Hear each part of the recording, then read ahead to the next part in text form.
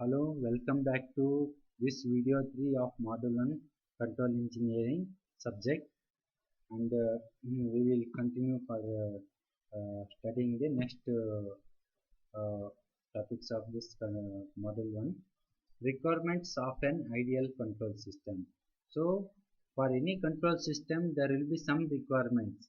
So for an ideal control system, what are all the requirements which are listed as follows? One is accuracy, second one is sensitivity, third one is external disturbance or noise, the fourth one stability, fifth one bandwidth, sixth one speed, and seventh one oscillations. These are all the requirements of an ideal control system. And controller. The controller is an element which accepts the error in some form and decides the proper corrective action. The output of the controller is then applied to the process or final control element. This brings output back to its desired set point value. The controller is the heart of a control system. The accuracy of the entire system depends on how sensitive is the controller to the error detected and how it is manipulating such an error. Okay. Next, properties of controller.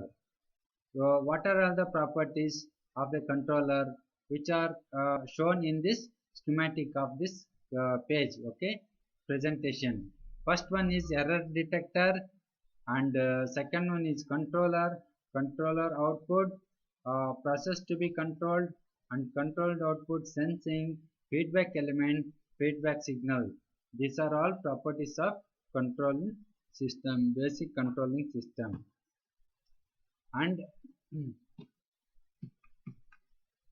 classification of controllers. How controllers are classified? So the classification of controllers are as listed in this slide. First one is proportional controllers called as P controllers. Second one, integral controllers is denoted by capital letter I. Third one, differential controllers denoted by capital D. Fourth one, combination of proportional plus integral controller, that is PI controllers. Combination of above second and third will make the fourth one, proportional plus integral controllers or PI controllers. And fifth one will be proportional plus differential controllers, means combination of first one and third one will make the fifth one, that is proportional and proportional plus differential controller, that is nothing but PD controller. And sixth one will make the combination of first, second and third controllers, that is proportional plus integral plus differential controllers. All three together make PID controllers. And seventh one will be the two position or on off controllers. These are all comes into the classification of various controllers. Okay, now first we will study the proportional controlling mode. So how it will be controlled actually. Okay, in this proportional controller mode, the output of the controller is proportional to the error E of t, which is error is denoted by E of t. The relationship between the error E of t and the controller output P is determined by the constant called proportional gain constant, denoted as Kp. The output of the controller is a linear function of the error E of t. The range of the error which covers the 0% to 100% controller output is called the proportional band. The equation is written in this here as shown here. P of t is equal to Kp into E of t plus P0. Though there exists linear relation between controller output and the error, the controller output should not be 0, otherwise the process will come to halt. Hence, there exists some controller output P0 for the 0 error. Hence, mathematically, proportional controller mode is expressed as below. P of t is equal to Kp into E of t plus P0, where Kp is equal to proportional gain constant P0 controller output with 0 error. The error can be positive or negative because error RB can be less or greater than reference set point R. If the controlled variable that is input to the controller increases, causing increase in the controller output, the action is called direct action. If the controlled variable decreases, causing increase in the controlled output, or increase in the controlled variable causing decrease in the controlled output, then action is called reverse action.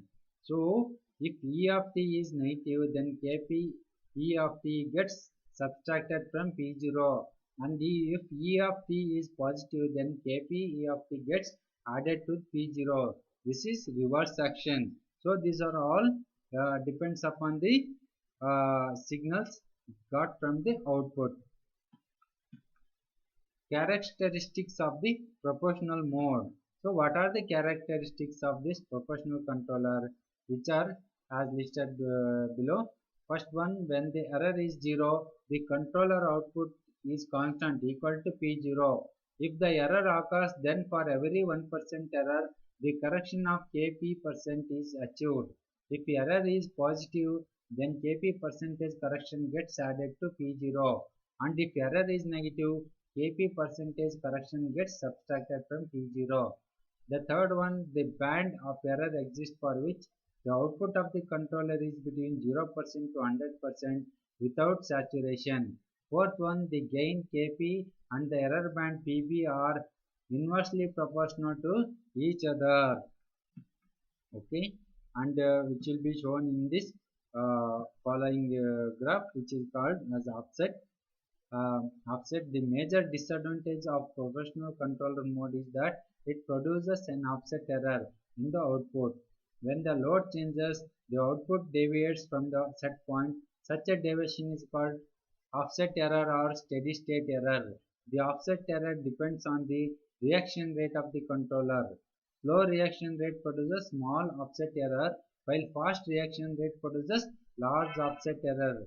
So the set point and offset error, here it is a small, here it is a large. Okay, this graph represents the offset error in proportional mode.